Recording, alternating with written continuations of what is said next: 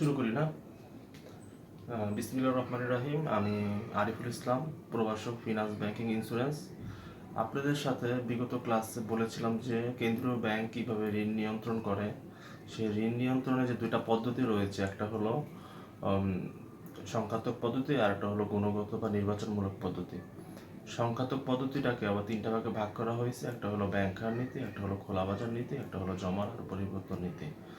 আজকে আমরা ব্যাংক হার নীতি নিয়ে একটু আলোচনা করব। তো আমি একটু বোর্ডে একটু দেখাচ্ছি আপনাদেরকে ব্যাংক হার নীতি অবলম্বন করে কিভাবে কেন্দ্রীয় ব্যাংক ঋণ নিয়ন্ত্রণ করে। কেন্দ্রীয় ব্যাংক দ্বিতীয় অধ্যায়, কেন্দ্রীয় ব্যাংক ঋণ নিয়ন্ত্রণ পদ্ধতি, ব্যাংক হার নীতি। এখানে দেখেন যে ব্যাংক হার নীতিতে লেখা আছে বাণিজ্যিক ব্যাংকগুলো যে হারে কেন্দ্রীয় ব্যাংকের কাছ থেকে ঋণ গ্রহণ করে। অর্থাৎ বাণিজ্যিক ব্যাংকের যখন ঋণ নেওয়ার প্রয়োজন হয় তখন সুদের হারটা কি পরিমাণ হয় সেই সুদের হারের উপর নির্ভর করে কেন্দ্রীয় ব্যাংকের উপর ঋণ নিয়ে থাকে। সাধারণত বাংলাদেশে বর্তমানে ব্যাংক হার হলো 5%, যখন বাণিজ্যিক ব্যাংকগুলো কেন্দ্রীয় ব্যাংক কাছ থেকে ঋণ নেবে। প্রথম পয়েন্টটা দেখেন, বাজারে ঋণের পরিমাণ বেড়ে গেল। বাজারে ঋণের পরিমাণ বেড়ে গেল বলতে বোঝানো হচ্ছে যে প্রচুর পরিমাণে মানুষ ঋণ নিচ্ছে, তখন কেন্দ্রীয় ব্যাংক যখন এটা জানতে পারে যে বাজারে প্রচুর ঋণ নিচ্ছে, বেশি পরিমাণ ঋণ নিলে কি হয় যে মুদ্রাস্ফীতির একটা সম্ভাবনা থাকে, তখন সে মুদ্রাস্ফীতিটা নিয়ন্ত্রণ করতে হয়। তখন কেন্দ্রীয় ব্যাংক কি করে থাকে দেখেন, ব্যাংক হার বৃদ্ধি করে থাকে। তার মানে এই যে 5% যেটা সেটাকে বাড়িয়ে দেয়। তো যখন কেন্দ্রীয় ব্যাংক 5% বাড়িয়ে দেয় তখন নর্মালি বাণিজ্যিক ব্যাংকের সুদের হার বৃদ্ধি করে দেয়।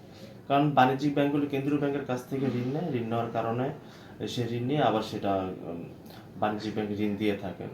তো কেন্দ্রীয় ব্যাংক যখন সুদের হার বাড়িয়ে দেয় তখন বাণিজ্যিক ব্যাংকের সুদের হার বাড়িয়ে দেয়, দিতে বাধ্য থাকে। তো বাণিজ্যিক ব্যাংক যখন সুদের হার বাড়িয়ে দেয় গ্রাহকের মাঝে ঋণ গ্রহণের পরিমাণ হ্রাস পায়। তার মানে গ্রাহক আগে যে পরিমাণ ঋণ নিত সেই ঋণ পরিমাণটা কমে যায়। কেন কমে যায়? যখন গ্রাহক বাণিজ্যিক ব্যাংকের কাছে যায়, যখন জানতে পারে যে সেখানে সুদের হার বেশি দিতে হবে, সুদের হার বেশি দিয়ে ঋণ নিতে হবে, তখন অনেক গ্রাহক অনিচ্ছা প্রকাশ করে ঋণ নেওয়ার জন্য।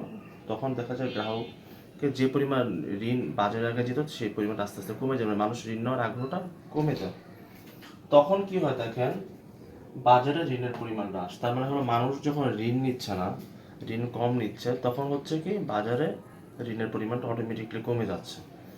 তো এখন আমরা আরেকটা বিষয় নিয়ে আলাপ করবো, সেটা হলো যখন বাজারে ঋণের পরিমাণ কমে গেল, মানে মানুষ ঋণ নিচ্ছে না, খুব কম ঋণ যাচ্ছে, অলস অর্থ বাণিজ্যিক ব্যাংকে পড়ে আছে, তখন কেন্দ্রীয় ব্যাংক যখন জানতে পারে যে বাণিজ্যিক ব্যাংকের কাছে অলস অর্থ পড়ে আছে, বাজারে ঋণ নিচ্ছে না, বাজারে ঋণ না নিলে কি হবে, ব্যবসা বাণিজ্য অন্য কাজগুলি স্লো হয়ে যাবে। তখন কেন্দ্রীয় ব্যাংক কি করে থাকেন, এই যে সুদের হার যেটা বাড়িয়ে ফেলে সেটাকে কমিয়ে দেয়। সুদের হারটা কমিয়ে গেলে কি করে দেখেন, ব্যাংক হার হ্রাস। তার মানে কেন্দ্রীয় ব্যাংক সুদের হার কমায় দেয়। তো কেন্দ্রীয় ব্যাংক যখন সুদের হার কমিয়ে দেয় বাণিজ্যিক ব্যাংকগুলো সুদের হার কমাতে বাধ্য থাকে, কারণ কেন্দ্রীয় ব্যাংকের অধীনেই বাণিজ্যিক ব্যাংক বা তালিকাভুক্ত ব্যাংকগুলো। যখন বাণিজ্যিক ব্যাংকগুলো সুদের হার কমিয়ে দেয় তখন গ্রাহকের মাঝে ঋণ গ্রহণের পরিমাণ বেড়ে যায়, কারণ সুদের পরিমাণ কম। যখন মানুষ বাণিজ্যিক ব্যাংকের কাছে যায় বা যেসব গ্রাহকরা ঋণ নেওয়ার জন্য বাণিজ্যিক ব্যাংকের কাছে যায়, যখন জানতে পারে যে ঋণ নিলে সেখানে সুদ কম দিতে হবে, তো মানুষের মধ্যে ঋণ নেওয়ার আগ্রহটা আবার বেড়ে যায়। ওটাই বলা হচ্ছে যে গ্রাহকের মাঝে ঋণ গ্রহণের আগ্রহ বা পরিমাণ বৃদ্ধি পায়। তো গ্রাহকের মাঝে যখন ঋণ গ্রহণের আগ্রহ বৃদ্ধি পায় তখন বাজার ঋণের পরিমাণ কি হয়ে যায়, বেড়ে যায়, কারণ মানুষ কম সুদে টাকা পাচ্ছে, সেখানে ঋণের পরিমাণ বেড়ে যায়। তো আমরা দেখলাম যে বাজারে ঋণের পরিমাণ কমে গেলে তখন কেন্দ্রীয় ব্যাংকের ভূমিকাটা কি, আমরা দেখলাম বাজারে ঋণের পরিমাণ বেড়ে গেলে ভূমিকাটা কি বা কমে গেলে সেটা ভূমিকাটা কি।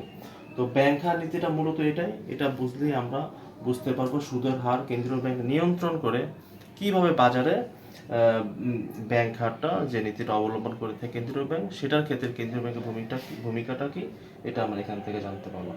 তো আমরা পরবর্তী ক্লাসে খোলা বাজার নীতি নিয়ে আলোচনা করবো। আশা করি আপনারা পরবর্তী ক্লাস দেখবেন আমার। ধন্যবাদ সবাইকে। আসসালামু আলাইকুম।